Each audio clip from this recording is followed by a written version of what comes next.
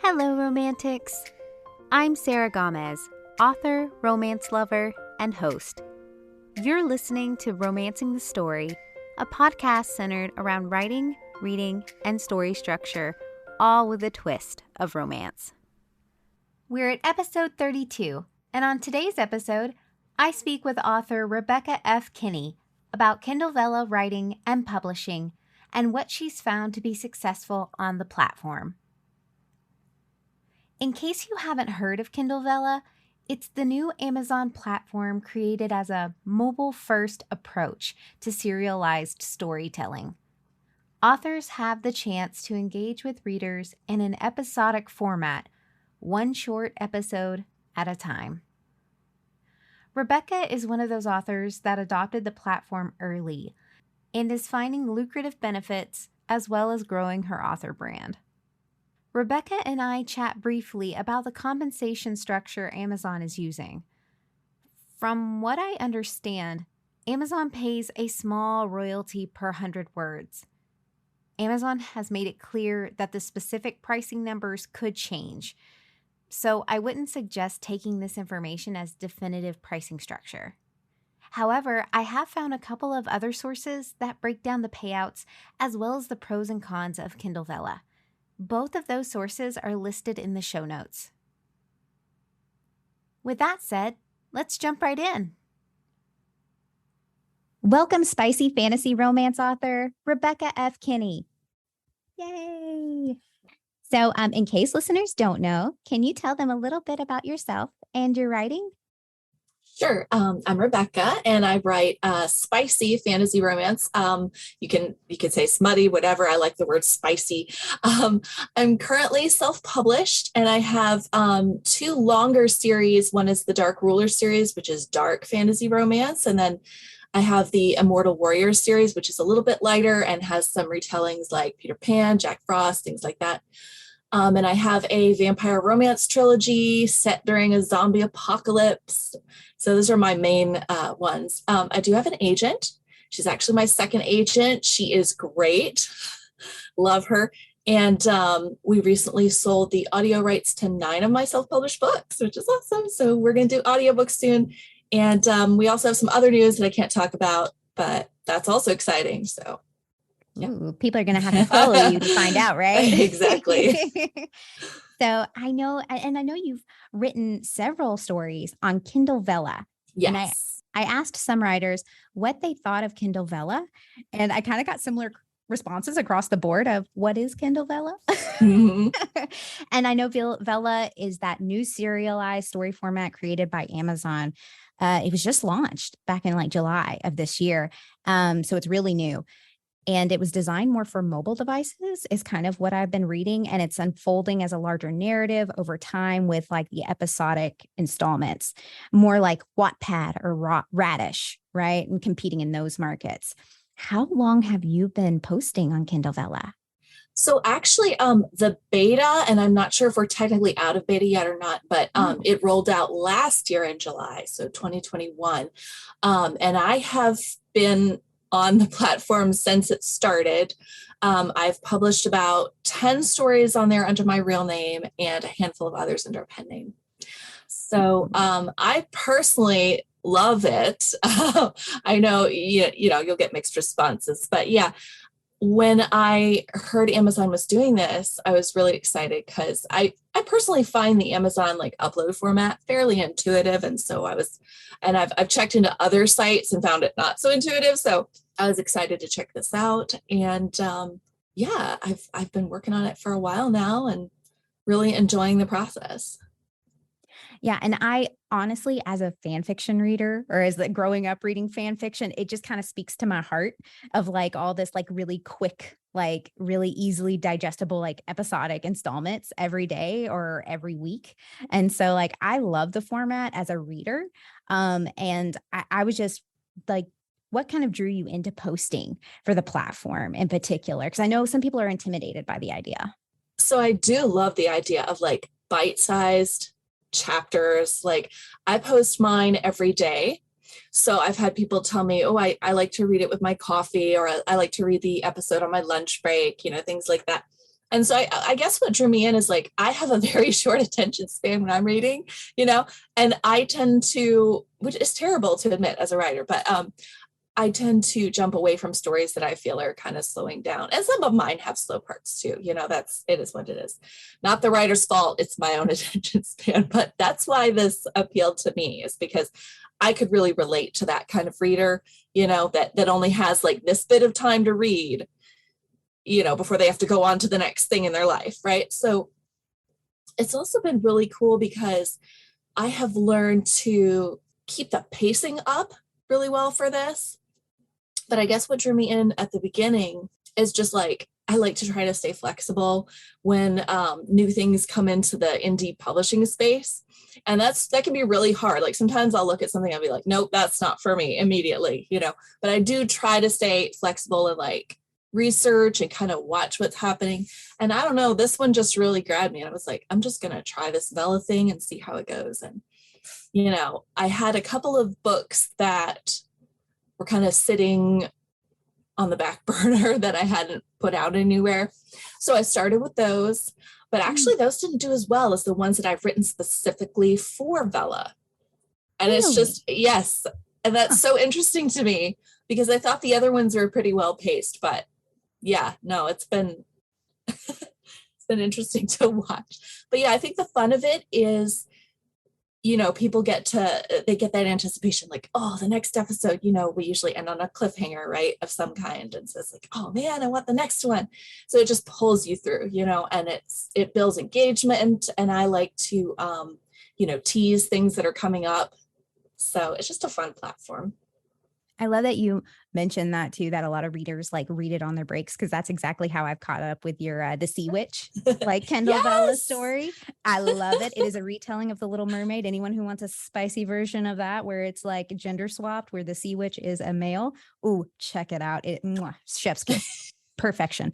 So like I've caught up with that, but that's exactly what I did. I read it really quickly this morning before I got up. Yeah. It's so like, and when things are out, you know, you can binge them if you want, just like you binge a TV show. So it's like whether the whole story is already out or whether, you know, it's still going, it can be fun.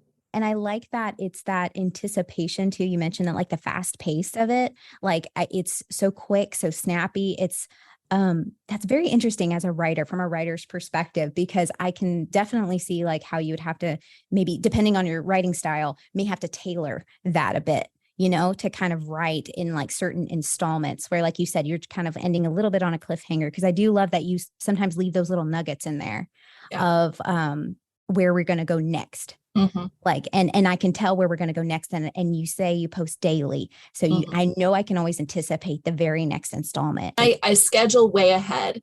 So that way you don't have to be afraid that, oh no, she didn't have time to post today. So I schedule these things, you know, weeks in advance usually. So Oh, perfect. Well, and that's something that is a question that someone actually did ask when I kind of reached out to writers. And I said, like, what kind of questions would you have about Kindle Vella? And someone said, well, how do you write the whole story ahead of time? Like how does that differ from maybe your regular writing style if you're writing for like a book, a self-published book? Or do you just kind of, do you trust yourself to write like so far ahead? So I'm a pantser, which is, for those who don't know, you just write without any particular plan. Mm-hmm. I do sometimes have a very sketchy sort of outline, and I have in my head an idea of where it's going. So I will jump into a story. Like right now, all my books start on Kindle Vella. I always start there. So I always have that in mind, that this is that type of story. So what I'll do is I usually jump in, I have my mood board, my playlist, and then I jump into the story, and I do usually about, I'd say, a week to 2 weeks worth. As far, you know, and it can be like maybe 10K to 20K. So I have a chunk to start with, and then I'll edit that chunk, and I'll start scheduling those episodes. Because there's an approval period once you upload. You have to wait a little bit for Amazon to check it out, make sure you didn't do anything wacky that they don't like. So I'll usually have a chunk of the story ahead of time. And this differs. Okay, I say I schedule weeks ahead of time. I usually do. I have cut it close, like a week ahead before. So there have been times when I've cut it a little closer, but I do try to plan pretty far ahead. But no, I don't have the whole thing written before I start posting. So that can be dangerous, right? Like if I get further down the line, I'm like, oh man, I forgot that I said this earlier, or, where did this character go? So sometimes I have to go back and edit an earlier episode, and you can do that. But that's not as good because then the people who've already read it, they don't know what the fix is. So I do have to be careful about that and try to keep all the things in my head.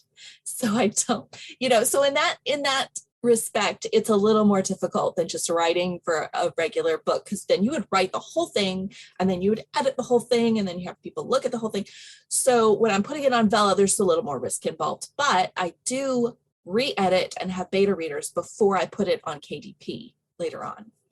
So I think a lot of people are not quite as, they don't expect quite as much from serial story platforms. Like they still want quality, obviously, because they're paying for it. And I want to provide the best quality I can. However, readers are a little more lenient when it comes to those episodic things. Like I found they don't expect everything to be absolutely perfect yet. And there are some writers who will put out just like their rough draft onto Vella and stuff like that. I've seen people do that. That is not something I personally would recommend or do. However, more power to them. If some people just view it more as like a public beta reading experience, So I wouldn't recommend that, but you can do that. Those are some brave souls. I would never. I mean, right? if you want to do it, that good on you. But that's yes. that'd be scary. I usually edit each episode a couple of times before I throw it up there. So yeah. Oh, yeah, I would probably do the same thing. But I love the idea, because when I heard about Kindle Vella, and that's kind of why I'm like so excited to talk about it and everything, because I was like, I used to do fan fiction writing way back in the day when I was a teenager.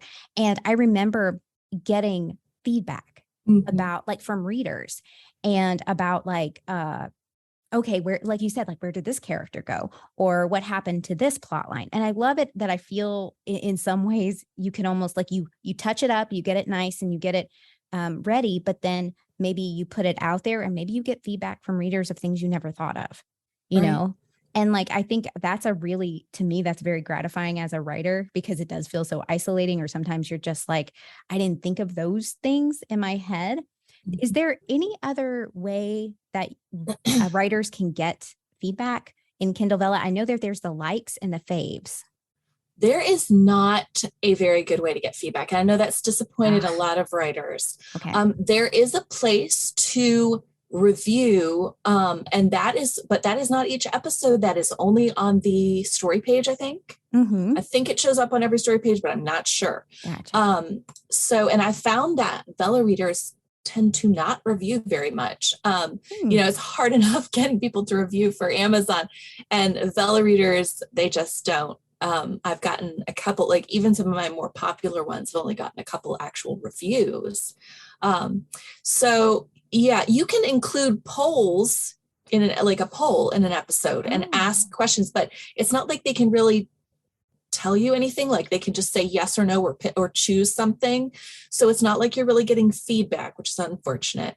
And I've had people come to me like in messages or comment on things, mostly just saying that they're enjoying it. So I don't really get any like, I would love it if this character did this, or if, the story went this direction, and that would be kind of fun at times. I mean, I don't know that I would super enjoy it because I like having all the control and making all the choices, but yeah, I know that the feedback thing can be really helpful for a lot of writers. And so I feel like that is one weakness the platform has, is that they don't really have that available. And maybe it's a thing where they're trying to cut costs and they don't want to have to monitor it, or like, or, if someone's making terrible comments, they don't want to have to like take the time to take those down or work with you as to which ones are valid and which ones aren't, you know what I mean? So it could be that there's a lot more involved in that kind of infrastructure, and Amazon just didn't want to bother. That's quite possible, but that's not a thing that's there currently. Yeah. Well, yeah. And that'd be interesting to see how it maybe evolves later on, because I know it's still kind of new. They're still kind of like feeling it out. And I know Amazon is really trying to make Kindle Vella like a bigger platform with like, I know I read somewhere that they include bonuses.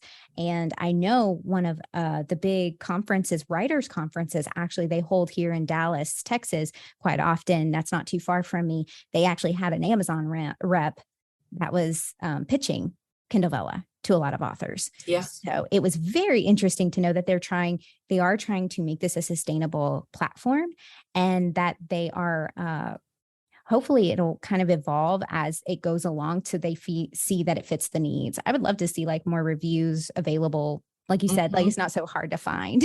Yes. Yes. And another question I did get, since that kind of rolls right into the same kind of arena of question, is like, how do readers find your stories on Kindle Vella? Because I figured the reviews would be part of that. Right. So that is one tricky thing. Okay. So it's like at the beginning, there weren't that many stories on there, right? Now there's way more authors jumping in. So it's becoming more difficult to be seen, like it is on regular Amazon, where you kind of get lost in the world. So basically you have to bring people directly to your story. And they can find it if they're looking through categories. Like there's various romance categories. There are keywords that you can search for, like enemies to lovers. If that's something you enjoy, then you can search for that and it'll show you, the stories that have that particular tag or keyword. So that's helpful. So, somebody could potentially find you by going in there and just browsing for the things that they like. However, what I've found to be better as far as bringing people over is just like continuing to explain what it is. And like every so often on TikTok, I will do a video about it. I need to do another one soon, just explaining what it is, because a lot of readers just don't know. And some readers, it won't be for them, and they'll know that immediately and they'll tell you immediately, I don't like that, I don't like that format. And that's totally fine. But you'll also find people who are like, oh, cool. I've read things on Radish or Inkit or whatever, or I like webtoons. I like the serial format of things. So I will check it out. So I like to do that and just kind of bring people over that way through social media, Twitter, Instagram, that kind of thing. And on each of my social pages, I have a link tree link, and it kind of branches out to all your different. So I always put whatever stories are current right at the top of that. So when people click on the link in my bio, they will immediately get taken to, a list of the stories that I have going, and then they can jump in to whichever one they want. And the best way to do that, sometimes I link to the story page, but the best way to do it is actually to link to episode 1, because then you immediately get a read. The second they click on it, it counts as a read of that episode. So that is helpful for me. And I'm trying to switch all the links over to do that. But it's also helpful to direct them to the story page, because then they can kind of see the blurb and everything. And so it just depends on what you want to do. And I like that you say you kind of like advertise other places like TikTok and things like that, just kind of explaining things. Cause I think that's really how I found your story, specifically the Sea Witch, was through your newsletter. Like I knew you had written several stories on Kindle Vella, and I tagged him. I was like, okay, I'm going to read that one. But when I saw the Sea Witch, I was like, ooh, I'm really interested in that one. I really want to read that one. So like, I like that you've been putting it out of different places, and you do both, right? You do both the self-publishing and the Kindle Vella, which I feel like you can do both as an author, right? It kind of it helps diversify your writing and help you figure out where you're going to get your audience, or maybe take one audience and transfer it to the other. I like that you say too, you mentioned TikTok specifically, because I feel like with the rise of TikTok, our attention spans have whittled down quite a bit. And so like, I feel like the serialized format only helps like keep my attention, and then kind of drifts me over. Cause like, I know what I have an idea of how you write now. So I'm like, ooh, I want to buy like that book. I think it's a very smart way to utilize like one platform kind of into the other to kind of help grow your brand as an author. So that's why I'm trying to get authors on board, honestly. Yeah. Have you found that there are any specific pros and cons you've experienced for Kindle Vella versus like Kindle Unlimited, or typical, what we would call typical self-publishing? Right.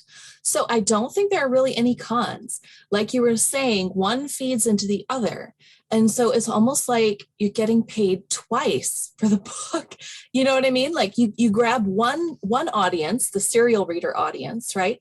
Then you feed that same story into your, Amazon, your Kindle Unlimited, your regular Amazon ebooks and paperbacks, and you give it to the other audience who likes to get it this way. So it's really just doubling your audience size, really. And I mean, one may be bigger than the other, but you're just, like you said, diversifying is a good way to put it. And honestly, like Vella, you mentioned the bonuses. I would not still be on there if it weren't for the bonuses. The bonuses are amazing. I don't even understand how they calculate it. I know it has to do with like they take the total profits and they give the authors a share, and it's like it's a general pool, but then they dole it out to you based on your activity. Like how often did you upload? And I think maybe we don't really know how they figure it out, but it's definitely based on engagement and reads, but it's also based on author activity, like how active you are in uploading new things. So there's an element of both, and they calculate in there the crowns you get, the faves, the follows, the likes, but based on all of that, they give you money at the end of the month that way outstrips your actual royalties for the Vella stories. And that has been, I mean, I've had a few 5-figure months, between the bonuses. They've gone down now, with everybody jumping on board. Right. And, I've been a little less active this summer, but a couple of times there it was like, add in my regular KDP, like my Kindle Unlimited income and my paperbacks, and add that to the Vella stuff, and we're doing good. Ooh, yeah, get it, girl. That sounds amazing. Like, that was a few months, but it's not all the time. However, I just say that to illustrate that, if you're very active on Vella and you are pulling people over from your social medias, you will see, like I've seen people on there, they're like, I don't know how I got a few $100s because I barely had any activity, but I got a bonus of a few hundred, and I mean, that is great. Yeah. So I definitely would encourage people to try it out because, you post a few things on there, you're going to get something. Most likely you get any reads at all, you're going to get a bonus most likely. So yeah, it's definitely worth it to get that extra income stream, right? We could all use that. Right. And I was talking to, like I said, like a couple of writers. I was just asking like questions about like, what would you want to talk about? Like what is interesting about the Kindle Vella portion of you? And someone said that they had written on Kindle Vella and that they had gotten the bonuses as well, which were really nice. And like you said, they might kind of peter out as more people are joining, or they might eventually, because they are trying to get authors to join the platform, they might eventually go away.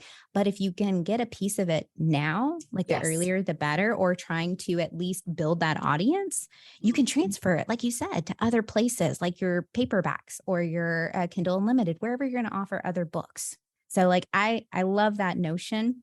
I know that there's some limitations too, like you have to, but you can take your Kindle Vella story after the fact and make it a novel, a self-published novel, right? Like it's like 30 days, I believe. Right. So 30 days after your last episode drops, the last episode of the story, you can take it and put it up on Amazon. And I think I've done this a couple of times. I've seen some people say, don't do this, but like, I think you can set up a pre-order, like around that time, a pre-order for it. Like I put up a pre-order for Sea Witch already.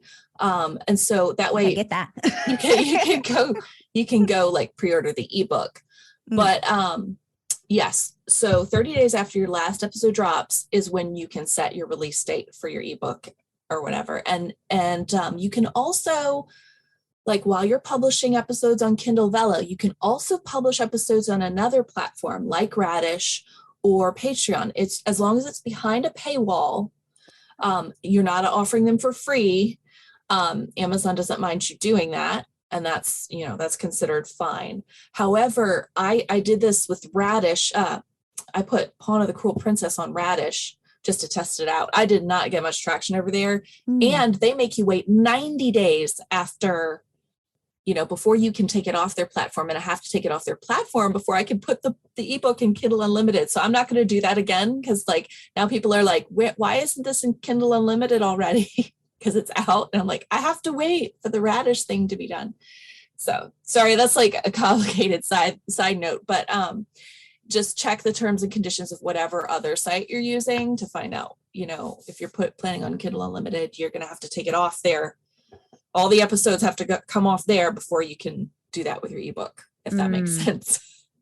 But yes, you can move your Kindle Vella story and make it into an ebook, paperback, hardback, whatever you want, audiobook. And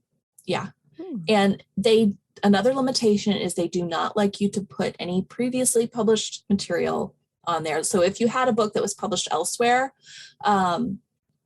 or like, I think even if it was offered for free, but you'd have to double check with them. Okay. So they don't want previously published content. They want something new, so that people aren't buying episodes and then saying, hey, wait, I've already read this, and the 3 free episodes, the first 3 episodes are always free, can help with that. So if for some reason someone were to get confused, I guess they should be able to tell from the free episodes that they'd already read it. And I think a few people, like if they had something on Wattpad, have gotten permission to, since it was already taken off Wattpad, and it was for free. I think they were allowed to put it on Vella, but I'm not for sure on that. So you'd have to double check. As for me, I've just always put like unpublished content out there. Like nobody's seen it yet but me. So that's what I've done to be safe. Yeah, that seems like a safer route. You don't anger the Amazon gods, right? Oh yes, we never want to get mad at you. Never want to do that. No. And you can keep it. Can you keep your story on Vella too? Or have you found that? Okay. You can. Now, I didn't realize that at first. And I took one of my stories off of Vella when I put it in ebook form. Then I found out you can. They do allow it. Got confirmation, and everyone's doing it now. So you can leave your Vella story on there, and you can put your ebook in Kindle Unlimited, and they don't mind. So, well, I guess it just gives Amazon more. So Amazon gets more. Yeah, if Amazon gets more, they don't care. They're just like, sure, we'll take it all. We don't mind. Exactly. So, okay. Exactly. So, but that's good to know, because that was something we had kind of chatted about with some, like I said, with some of the other authors that we're talking about, like, well, can you keep it on there? Can you not? But that's really great to know, as far as like, you can utilize it, like you said, in different formats, right? So you can kind of get to your audience, whatever they're wanting. Do you find that the compensation we kind of touched very briefly on the bonuses, but do you feel like the compensation between Vella and Unlimited and or the self-publishing is different? Well, it depends. So they charge a flat rate per word. So your episodes, are going to be, whether you publish a short episode or a long one, you're going to get the same, like if you split into like 2 600 word episodes, or you do 1 1,200 word episode, you'll get the same amount. So I've had people ask that question before. So it's priced per word. So that makes it fair for readers. Now, as far as the way it compares to like buying a Kindle ebook, I've had some people say, well, you pay more on Vella buying the episodes than you would purchasing the ebook when it's done. And that can be true depending on the length of the story. You might end up paying more on Vella than you would if you just wait and buy the ebook. But some people price their ebooks pretty high. So it just depends on the author and how high they're going to set the price. I usually just do $2.99, $3.99 is like the max I go. So mine are not very expensive, but other ebooks, can get a bit pricier. Now, the other thing you want to consider is part of what you're paying for is just that advance, like you're getting it ahead of everyone else. You're kind of getting it as it comes out. You don't have to wait. So it's that convenience and just the feeling of, hey, I get this first. So that is part of what you're paying a little bit extra for. But as far as the royalties and everything that they do, I feel like it's, it's probably pretty fair. I don't know. It feels a little low sometimes as far as the royalties go, which is why for me, the bonuses are what really make it worthwhile. Because when I look at the royalties, it's just, it feels a little lower than what I get with Kindle Unlimited and ebooks, but I don't know. That could be just me. It's hard to figure out the math sometimes, and I'm not a math person, so. Well, and I know that and like you said, there's kind of other factors contributing, right? The Mm-hmm. bonuses. And I know that it's very low entry for the readers, at least at the moment. And I was given, because I'm Amazon Prime member and unlimited sign up. So I was gifted 500 tokens. And I know Mm-hmm. that's how you pay for the every episode is the readers will pay tokens in Yes. order, dependent, like you said, on the word count, and will pay per episode. So I'm still I still have my free tokens for now, and then I'll probably buy more later on because I am very curious. I really like the format a lot, Yeah. but I had some people saying that, oh, well, some readers, when you pay for free tokens, you don't get a payment of that, according to what they had found, that the writers don't get a piece of that. So I don't know exactly how it works out, but like you said, the math is a little wibbly wobbly there. Yeah. Yeah. But that's interesting to hear. I think Amazon was compensating for free tokens at the beginning. I'm not sure if they still are. Okay. They may have ended that. But honestly, I don't mind. I'm just happy that they're pulling people in. Like anything Amazon will do to draw more readers onto the platform, I am okay with it. And it's not like they're actually taking money out of my pocket, really. It's like, it's totally fine with me. I know some people, they get all up in arms about that sort of thing, but I'm like, hey, cool. They're bringing more people in. I get more readers. They're more likely to, if they really want to use up their tokens, they're more likely to buy some later and like keep exploring. And I'm cool with that. So, yeah.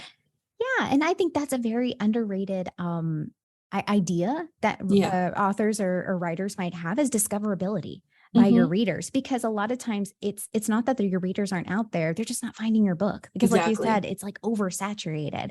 Yes. And if they have a smaller pool to get to, like where the Kindle Vella, and it's a little bit more easily accessible in that way because there's not as many, then they might find, like you said, your stories or any other stories that they might be able to dive right into and say like, ooh, this already has like 40 chapters. I can and I'm really intrigued by the story or the first chapter or the blurb or anything like that. So I'm just going to go for it. Yeah, I come from a marketing background, so I feel like that's always a big idea of like, you just need to be discovered by the right readers. Yes. So like, don't be afraid to kind of try new things or go out there, because it is about a part of that is just discoverability, just so that the availability that they can find you.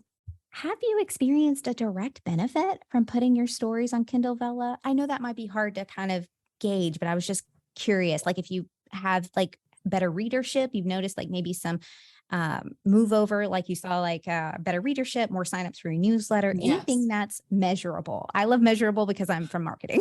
Right. So I would say the primary direct benefit has been monetary.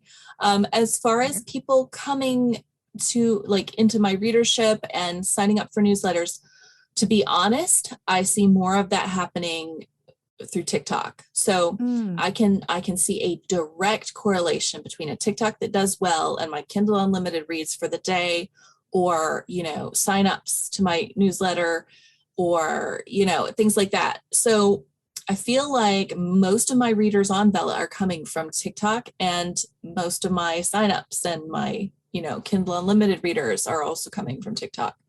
So I don't think if I'm getting people who are just like randomly exploring on Vella and finding me, if I'm getting those people, I can't really see it. Like there's no way for me to see that and really gauge that. Okay.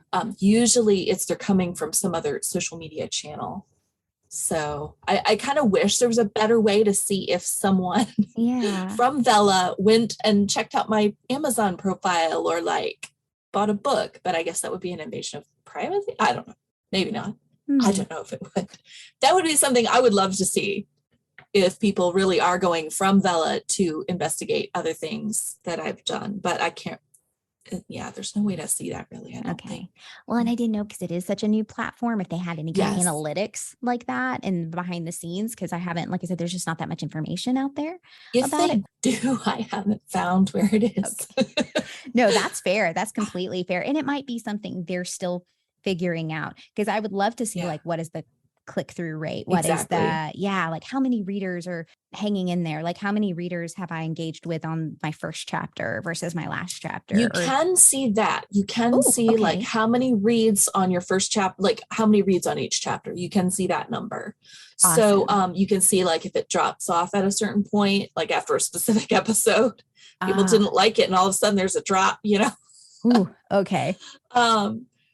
So yeah, you can see the number of reads per episode, but it's hard to tell, if people are going on to check out your other stories or anything like that.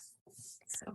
Okay. Well, that's good to know. At least there is something there. There is something. A little bit of something. A little bit, so you can figure it out.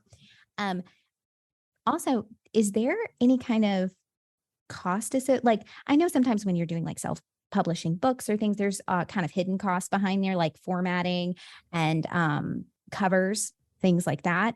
And you have beautiful covers for even the Kindle Vellas. So I was wondering, is there any other like cost associated sometimes with the uploading on Kindle Vella? So there would be, the cost of whatever cover you want to use. I make a lot of mine. Mm-hmm. I have bought a couple, let's see, Healer to the Ash King and Pawn of the Cruel Princess. Both of those I bought. But a lot of them, I've made.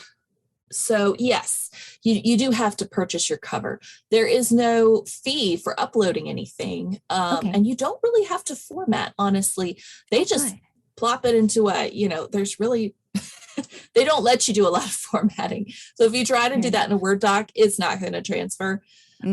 Usually what I do, and this is a good tip, because if you're trying to copy paste, like if you try to copy your episode in Word and then paste it into the Kindle Vella text box, it's going to look super weird. Ooh, and the line breaks are going to be in the wrong places. So what I do is I copy paste the episode into its own episode document, and I label it episode 1. So then when I'm going in, I click the import, to import the file. So then it imports that whole document from Word right. So I get my episode 1 document and it puts it right in, and there's no weird line breaks. So you will have to, instead of just copy pasting from one big long book document, you'll have to do a separate Word doc for each episode. And I've seen a lot of other people doing that as well, just so they don't have to go in and fix all the line break things. So that's one little tip that you could, when you're starting out on there, people can try that. Saves you some time. But other than that, no, you don't have to spend time formatting. If you wanted to get an editor to look at it beforehand, you could. But as long as you have a decent grasp of grammar and spelling, I think you're probably okay, because like I said, people are a little more forgiving on the platform. That's awesome, because kind of like we mentioned, it's kind of like a low entry, right? Mm-hmm, for authors to kind of get into, and something like I said, I've considered it because I'm just because sometimes I want to self-publish and I will get there, but it's just one of some of those bigger ideas, like the formatting and all that, kind of make me getting the ISBN, all that just makes my heart kind of go oof. Oh, right. Well, see, yeah. And this is you can put together a decent cover in Canva, a very simple, and that's the advantage of this too, is that you don't really need a complex cover with a lot of elements. You need a very simple, bold image that's going to grab people's attention. And you can go more complicated if you want, with the characters actually in there. And I've done that, on a couple of them, but sometimes I've seen people with just a skull and some flowers or something, or just a crown and some, or you can go through and check it out. But there's really bold images that look good in a tiny thumbnail. Those are probably going to do really well. And I don't always follow my own advice in that respect, but I'm just saying you don't have to spend a lot of money on a cover. You can hop into Canva, you can find some, stock images that you can use. And most of their stuff is licensed for commercial use and would be fine for something like this, because there's not a certain number of copies that you're selling, it's just, it's a digital cover. And so, yeah, very, very low entry, fairly low cost to get started, low pressure. You just, and by the time you're done, you've got a book that you can work with, And then it's just a matter of, and Amazon will give you a free ISBN if you want, and you can't go wide with that, but Mm. if you're just wanting to start out and just start out on Amazon, then yeah, it's not, it doesn't have to be like a huge, it is a huge thing, but it doesn't have to be like as complicated as some people make it out to be. Exactly. Like that's why like it attracted me so much, because I was like, this sounds like very easy, like low bar. Manageable. Like Mhm. yes, like I could do this. I could Yes. totally do this. Yes. And like you said, the covers don't have to be like terribly complicated, Right. just Yes. because you're right, they are like really small. They're tiny, Yes. like little tiles that you Honestly, see. your title is more important. Oh, Yeah. Because people see that image, then they see your title, and it's like, the title's got to grab them, because otherwise they won't even click and see any blurb stuff. So yeah. Yeah, that's a good thing to note. Also, can you tag things like Yes. enemies to lovers? Oh, You okay. get 7 tags. So yeah, I use tags like steamy, romance, enemies to lovers, things like that. Fantasy romance. There's tags like strong heroine and things like that, Ooh, good. Yeah, So, because I know that kind of helps too with like Exactly. finding your right readers and everything like Yes. that. So the tags are also helpful, because I think readers can see those Ooh. like right away. I'm not sure. I know. I think I saw like some kind of tags as far as like Pretty retelling. visible. Yes. Things. Yes. Yes.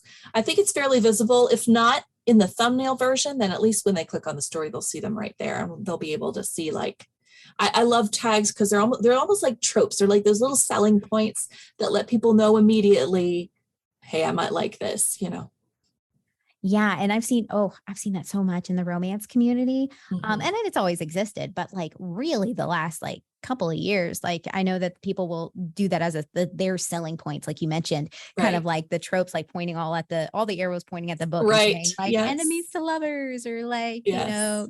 one bed trope or something like that. Exactly. It's like, Yeah. all the tropey tropes. And we love all the tropey tropes, let's be honest. Yep. So obviously, are you going to continue Oh, writing for yes. Kindle? Oh, Okay. yes. So, that was one thing I asked when I got with my agent. When I signed with her, I double checked that she would be okay with me continuing to do that even while we did the traditional publishing things. And then I recently had to check with someone else if it was okay that I keep doing the Vella stuff. And that's related to secret things that I can't, but yes. So for now, it's totally fine for me to continue the series that I've already started. So I have the Dark Rulers, which will keep going. And then I recently I did the Sea Witch thing. So that's going to be the beginning of a series of gender swap villain fairy tales. So I will be continuing those for sure. So like we've talked about all these amazing books and Kindle Vella stories that you have written. So like, where can readers or listeners find your books? So I don't have the audiobooks yet, but hopefully those are coming. And I will announce when they're coming. But for now, I am, I'm on Vella and I'm on Amazon. I am not a wide author. So my books are just on Amazon right now, although I think the ebooks show up on, I've seen them show up on like Barnes and Noble site and whatever. I don't know why, but they're there apparently. I don't know. That's weird. Anyway, but the paperbacks and hardbacks are definitely only available on Vella. And a lot of my books are in Kindle Unlimited. There might be one or two that aren't, including, there's one or two that aren't, but most of them are in Kindle Unlimited. And I'm on TikTok, Twitter, Instagram. I'm not very good at Instagram, but I try. So, and I do have a newsletter. I'm not super good at the newsletter thing either. I just put them out kind of randomly. So I won't be bugging you very much.